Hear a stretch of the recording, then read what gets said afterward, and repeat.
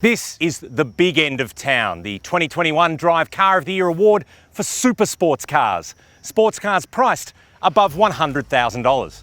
Or in the case of our finalists, well above $100,000.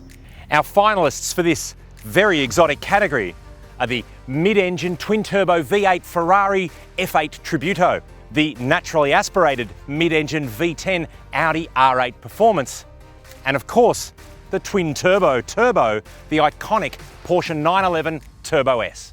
Our judges in this category are not just looking at outright performance, but also the accessibility of that performance.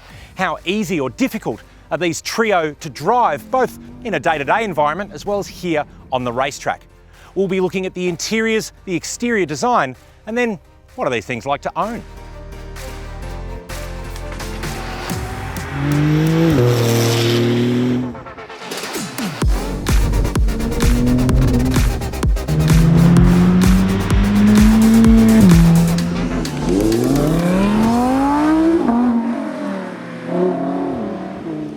The Porsche 911 range is quite large when you get into it, with everything from track-ready race versions to comfortable convertibles just begging for long, relaxed touring trips.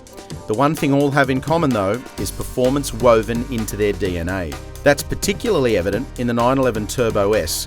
From a modest six-cylinder engine comes a monstrous 478 kilowatts and 800 newton meters. The 3.8-litre twin-turbo engine resides in typical 911 fashion behind the rear axle line, giving the Turbo S a somewhat unique handling balance.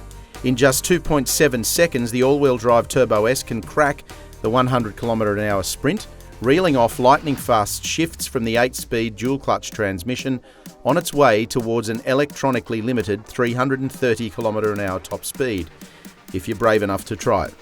Without the stripped-back minimalism of Porsche's motorsport models, the 911 Turbo S also dips a toe into the world of luxury with powered, heated leather seats, a Bose surround sound system, dual-zone climate control, and plenty more.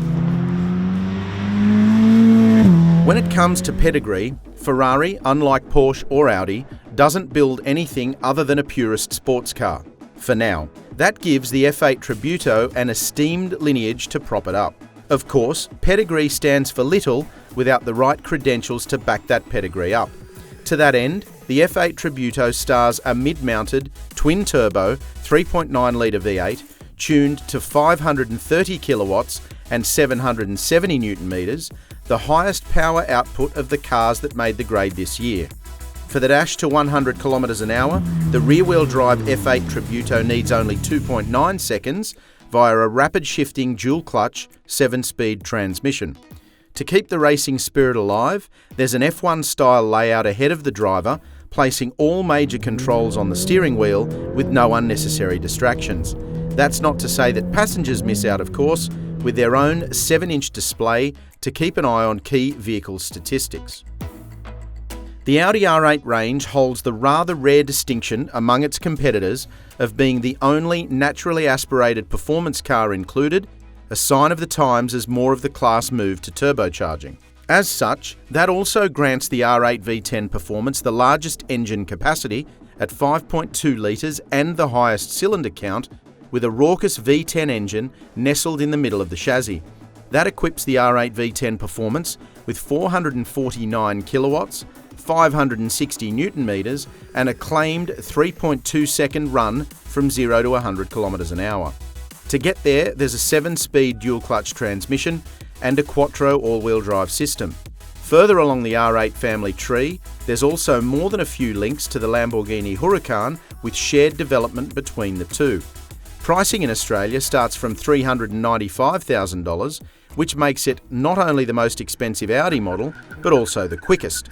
Construction spans the exotic from a part carbon, part aluminium space frame down to an entirely driver-focused cockpit with no infotainment screen, just a single information display ahead of the driver.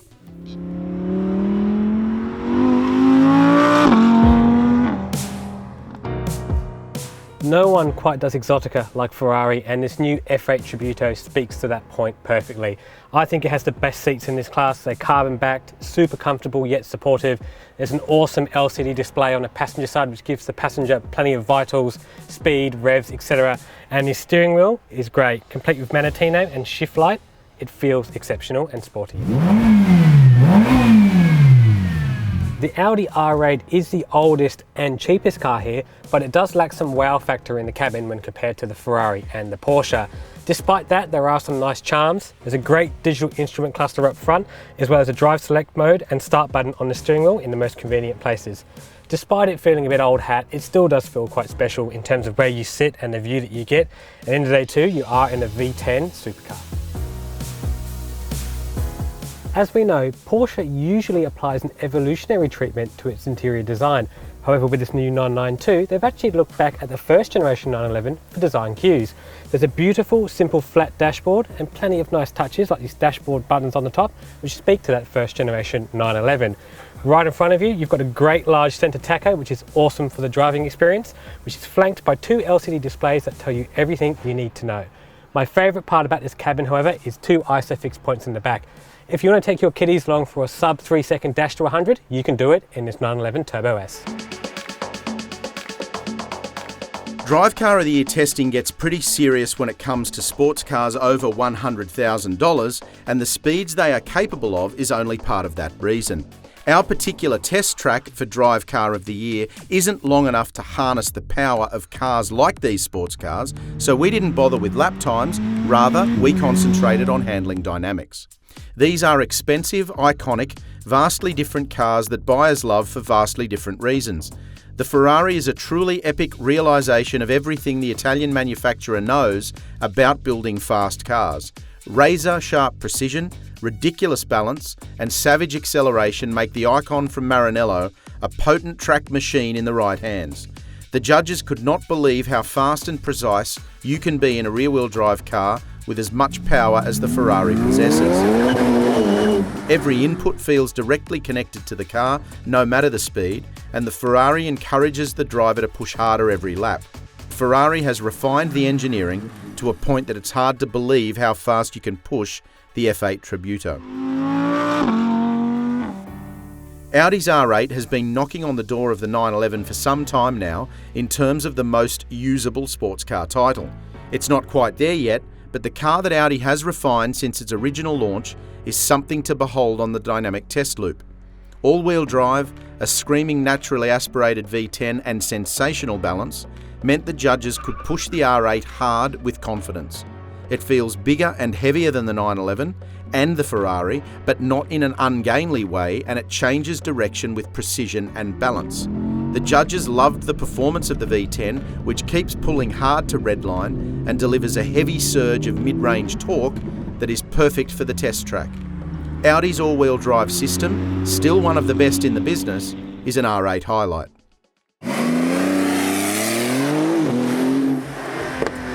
The 911 Turbo S is many things. Brutally fast is one of them, but it's also nimble and precise through the challenges of the dynamic test loop.